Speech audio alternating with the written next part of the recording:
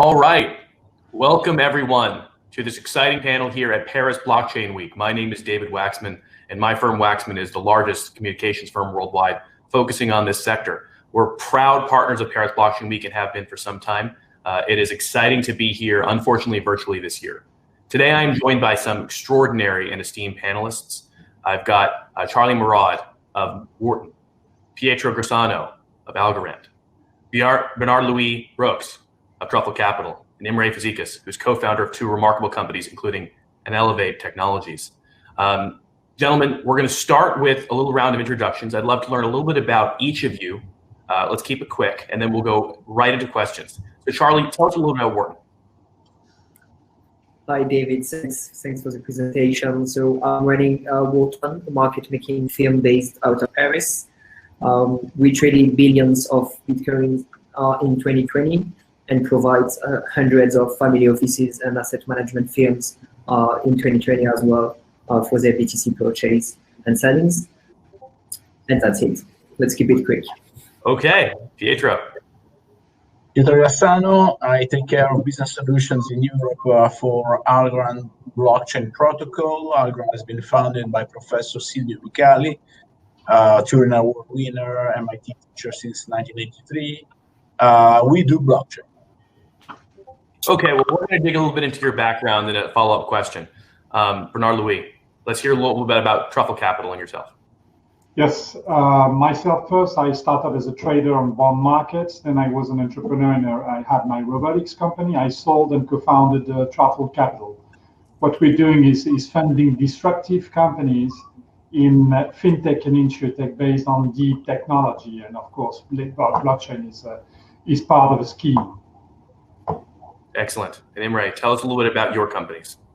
Okay, my name is Imre. I'm the CTO of Elevate Technologies. We are developing a core banking platform targeting neobanks, and we are using blockchain technology for as a storage and security layer.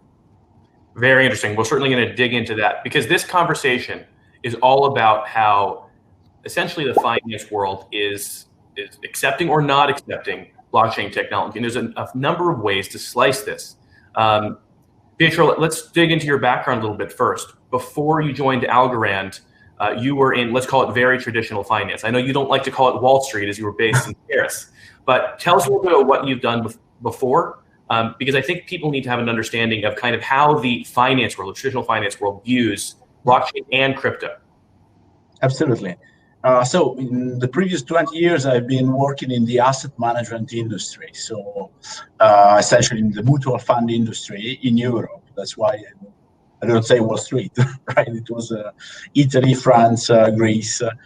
And essentially the path towards blockchain was related to some specificities that became very apparent in the last, say, 5, 6, 7 years. Which were related to the fact that the traditional asset management industry was struggling providing and displaying added value in markets that the more and more had low rates. So risk-free assets were yielding essentially zero or below zero. And active investment became the more and more complicated apart from the liquid asset space. And therefore, I was somehow forced to look into the cost components. If you have problems in trying to display the elements of added value from the revenue side, you try to go to the cost side. And I figured out that there are two things that in the asset management industry are taken as a fact of nature, which are the payment framework and the custody business that are an element of cost that can make all the difference in providing to the final investor a positive or a negative return. If your risk-free rates are 4%, well, you can afford paying 50 basis points to the combined payment and custody system. If your rate in the risk-free area is 0, well, paying 50 basis points hurts. Right. Then you look at what is feasible today in terms of new business models, in terms of really disruptive kind of technologies, And you figure out that blockchain allows you to do lots of stuff that in the past were not feasible in the same way. For instance, the payment system can be done real-time gross, with the real-time gross settlement logic, while most of the international cross-border payments are still done batch end of the day. This is a legacy. That leads us into a really important conversation. So the first one we're going to talk about a little bit here is blockchain as a tech layer, perhaps, to improve banking. And Imre, I think you are best positioned to talk about this. Core banking software is a required solution for neobanks, many of which try to build modular tech stacks so they can go and add the very best solutions, some coming from startups like your own. Tell us a little bit about how you're utilizing blockchain technology in something that's rather traditional, at least with regard to the crypto asset space. Okay. But I'm coming from, let's say, the regular financial space. Was working with core banking platforms in the past decade. And the main problem with current solution is that at the end of the day, senior developers can touch the records anytime, and they can alter transaction records or basically anything at the end of the day. Of course, companies apply many regulations at organizational level, but there are no guarantees at technological level.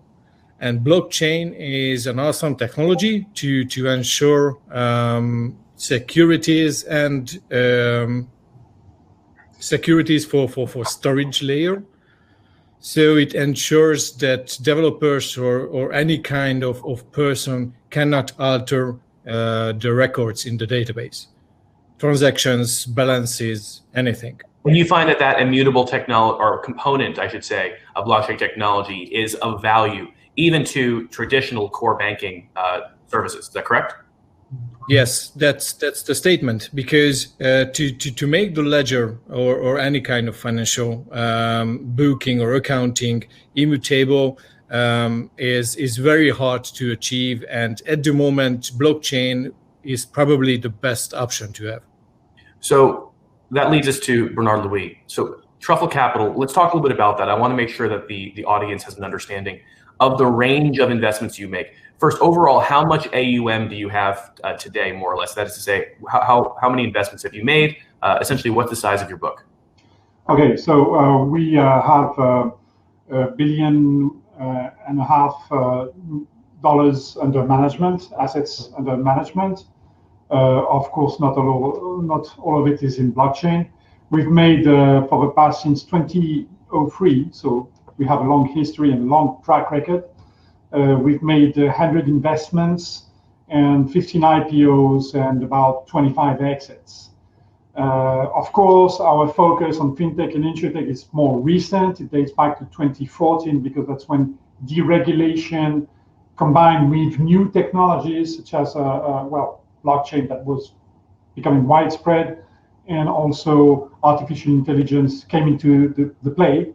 And also, today 57% or so of the applications of blockchain are in finance or insurance. So that's very relevant for us.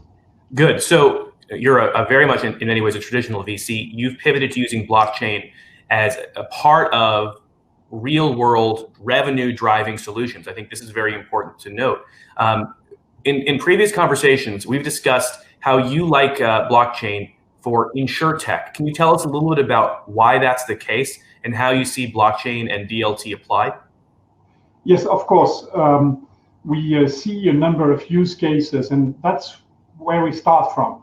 We start from the use cases, what can actually be useful for insurance companies, for banks, or disrupting their businesses. And we use some of the qualities that you have deriving from the blockchain as it may be conceived, various blocks such as, double spending. Avoiding double spending is good for anti-fraud. When it comes to payment, for example, reimbursements, you want to avoid that. You also benefit from a costless verification, which makes it, I would say, less expensive than other current schemes. And I would say that In general, there are some applications of smart contracts that can be extremely useful. They are automatically executed, and you can verify even 4 years, 5 years after what has been done and pinpoint to a particular encrypted transaction, decrypt it only to be authorized to look at what you are allowed to look at. So zero proof knowledge, for example. And this is extremely important in an industry that basically manages flows of money and attracts frauds, but also attracts a bigger number of legitimate users. Based on that, we have developed a number of applications, including one which is called MoneyTrack. And what MoneyTrack does, it basically automates the indemnification process for example, health insurance. When someone is entitled to receive health insurance and wants to go to, let's say, a chiropractor, they will benefit from an allowance that is on the blockchain. It's directly credited to the practitioner's account. There's no way you can do it otherwise. And then it's time-stamped.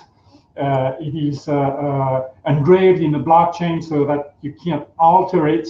And if there is a litigation, and litigations happen, or if there is a problem in the process, even 2 years after, you will be able to look at it, pinpoint it, and see what has happened and verify.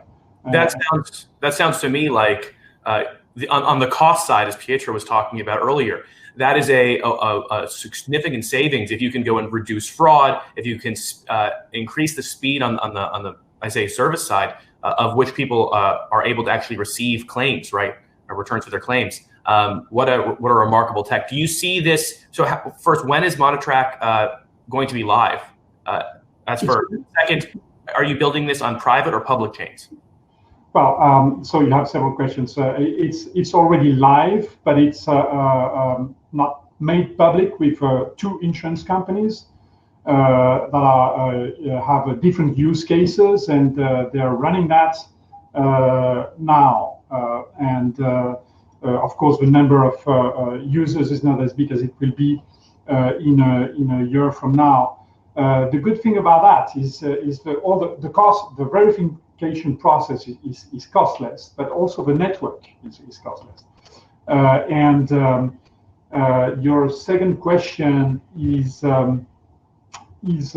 I forgot your second question. Yeah, so it's all about whether or not you're building on a private chain, like many enterprise DLT solutions, or if you decided to actually embark on a public chain.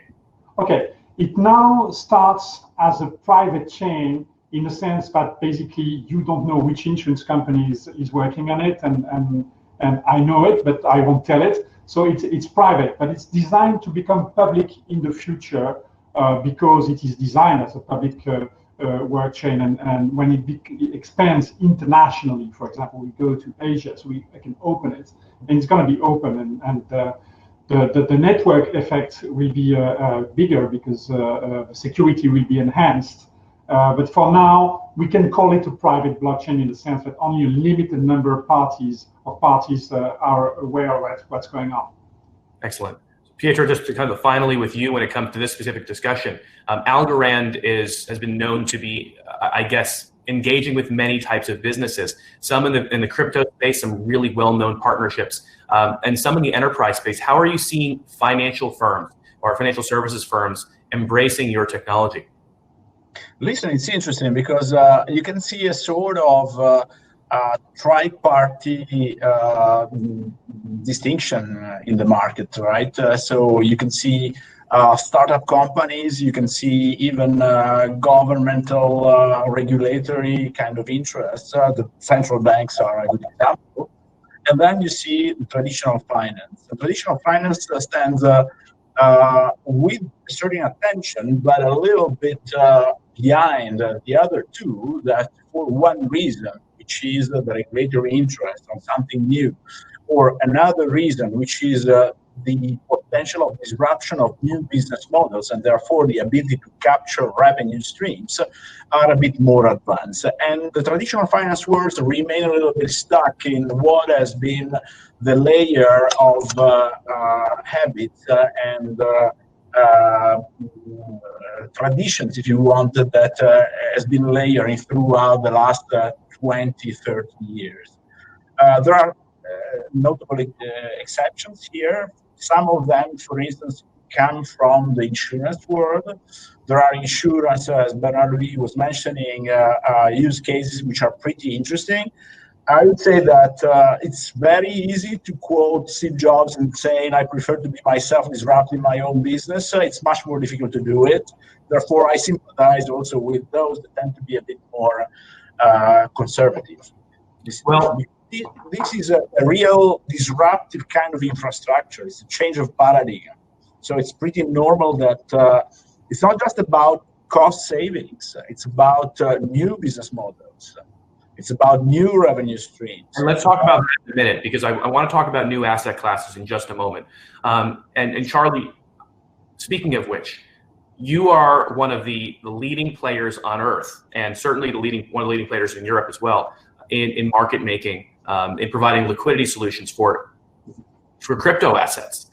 Crypto assets are not necessarily embraced by everyone in financial services yet. Very traditional investors haven't gone there yet, but the return on investment in this sector, in the crypto asset sector, is perhaps unparalleled with any other asset class. Tell us a little bit why you've decided to spend all of your energies in this sector, and then we're going to slice and dice this in a number of ways.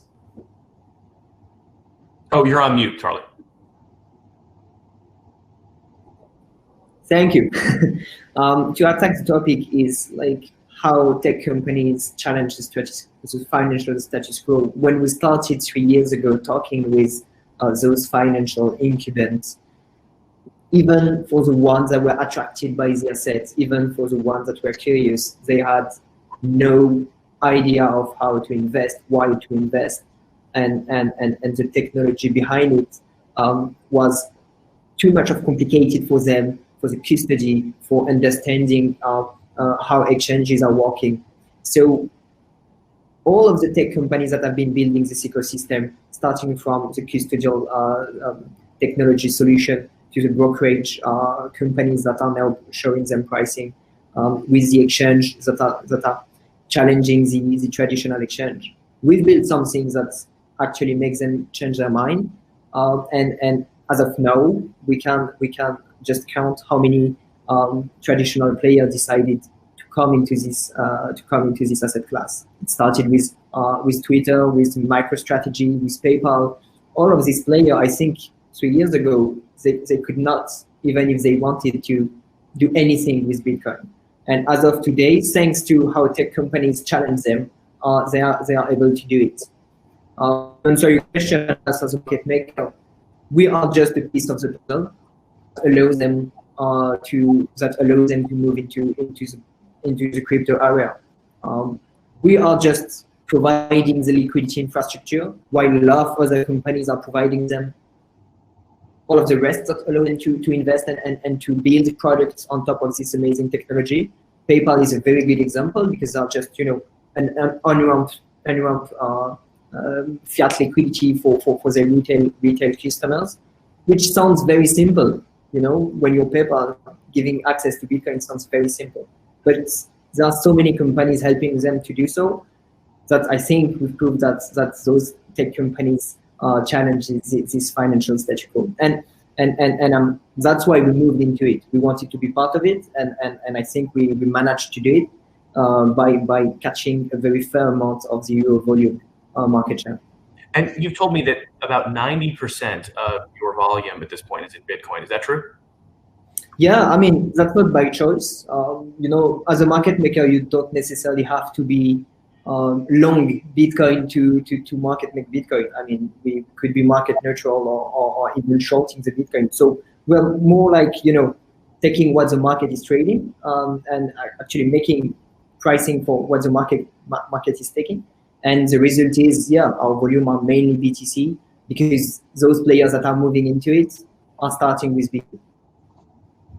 And so, Pietro, as you look at this as an asset manager, how do you see, let's call them traditional crypto assets now? It's amazing to think of Bitcoin as something stodgy. But how do you see that? Should that be a part of, I'm asking you to wear a different hat, of investors' portfolios? And what type of investors could take perhaps direct exposure to it? Then we're going to jump into other assets. Listen, there was a friend of mine who made a book, user-defined book, based on the phrase you'd like to be written on your tombstone.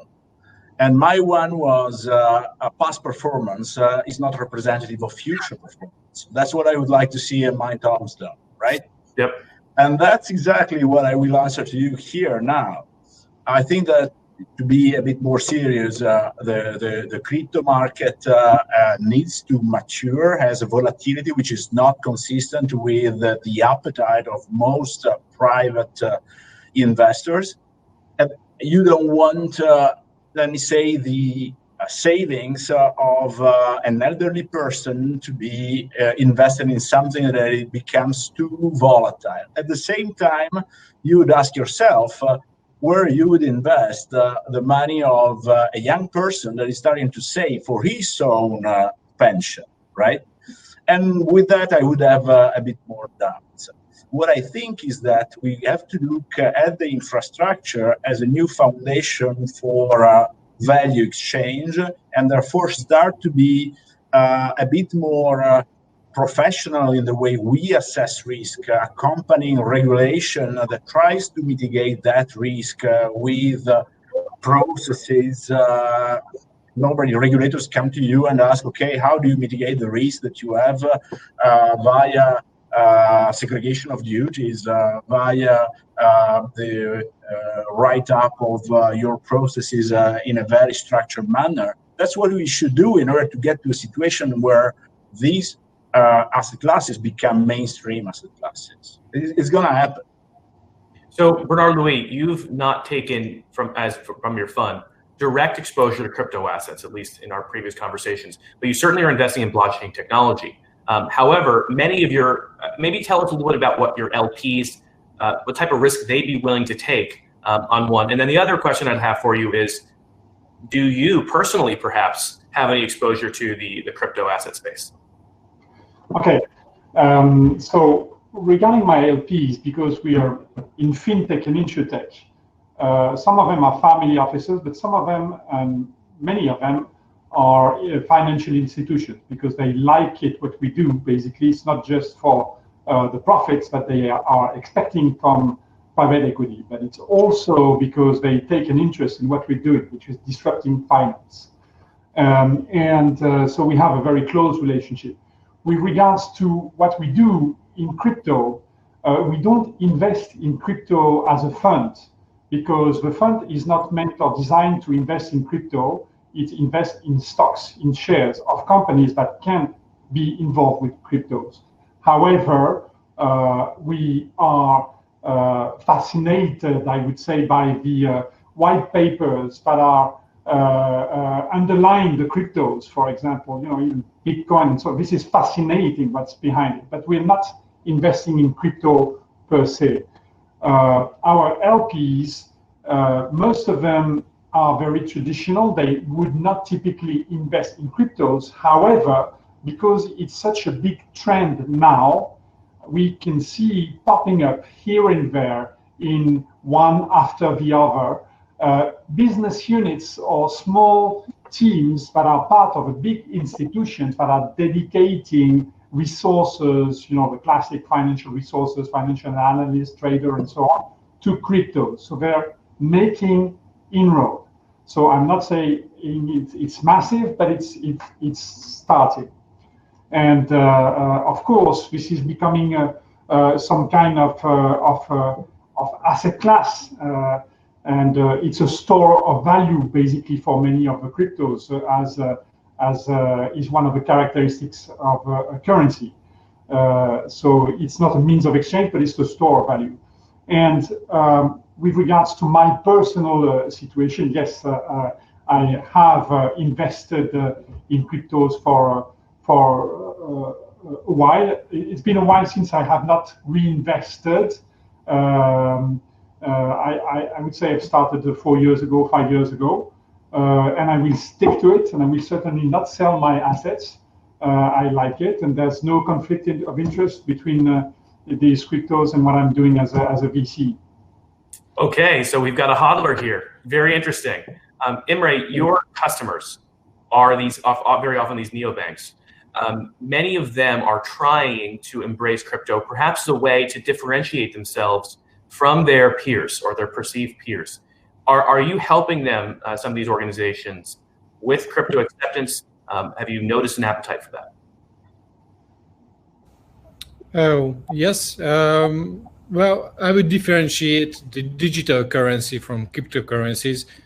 Digital currencies is very important in the kind of financial new financial services to issue regulated and compliant currencies regulated by FCA, compliant with EU laws.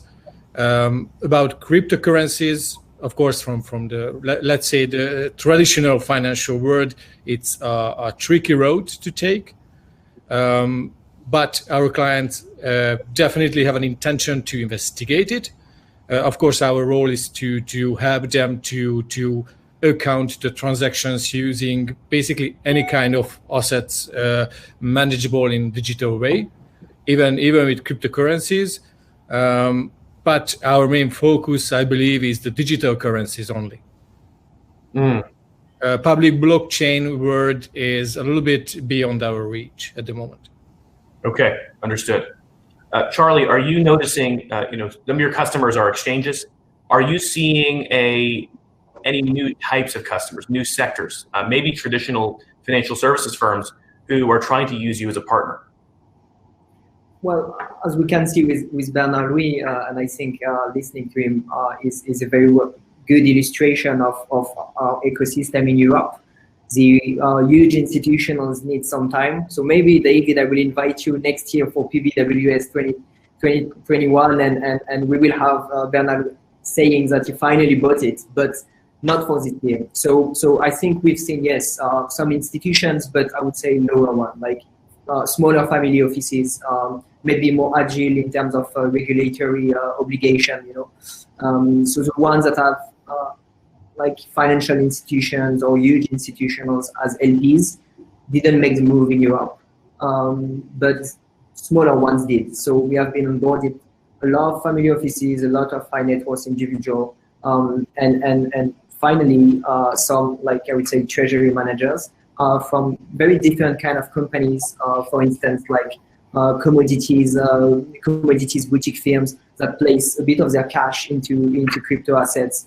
They were coming from France, they were coming from Switzerland. So that was, I think, a very good news for us and for the ecosystem. And I'm hoping that once again, next year when I invite you, I can have bigger institutions that actually made the move. And with that in mind, Charlie, and certainly want to have that conversation next year, there's a massive premium on products like GBTC, which give additional investors exposure through a type of regulated entity. Do you think that premium is warranted?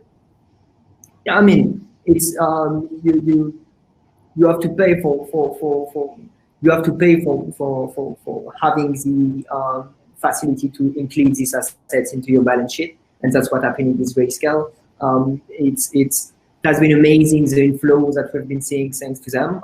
At some point, they were buying like a very huge share of the mined BTC over a week, so that's very impressive. And that's also very American because it's in the US, but you don't have the equivalent. Let's talk about France because that's what I know. You don't have the equivalent in France, and hopefully that would be the kind of things that make them move into the asset. At least try it.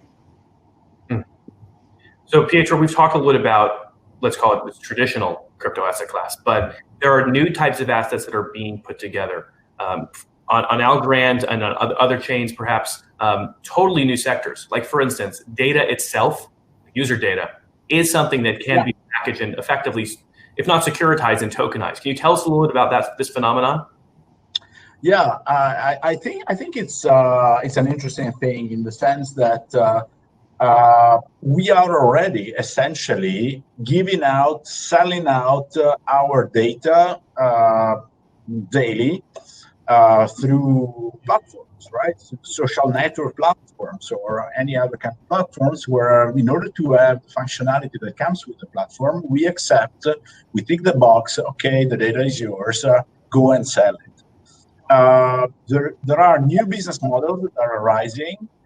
For instance, in the entertainment world, I will make a couple of use cases, mention a couple of use cases later, where actually this data can be somehow monetized and not just alienated between the user to the platform. And therefore, you rebalance a little bit the relationship between the user and the platform. I can make the case of Planet Watch, which is, interestingly enough, a French company that does sensors for air quality.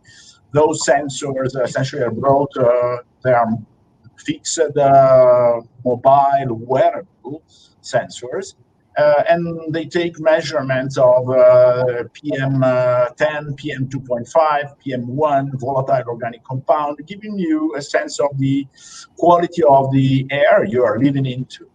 And they send this data to our blockchain in order to have a very dense set of data that becomes opposable to public authorities, to companies that are polluting, and so on.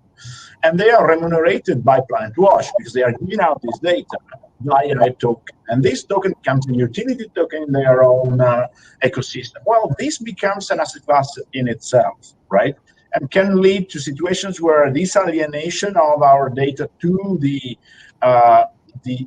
platforms has a sort of rebalancing. Of course, provided that we are able to create the right identity framework, balancing privacy with this ability to track and trace. Well, we hope that next year we're going to see a lot more of those assets that are listed, that are available for people to purchase, in part because it's going to create a better economy. We're going to finally be able to put a price on things that we knew had value, but it was really hard to ascribe price to. So listen, everyone, thank you so much for this remarkable conversation. I wish we had more time to expand on these themes and many others. Thank you, Pietro, Bernard Louis, Charlie, and Imre. This has been a remarkable conversation, and thank you for joining us at Paris Blockchain. Thank you, David. Thank you. Thank you. Bye-bye.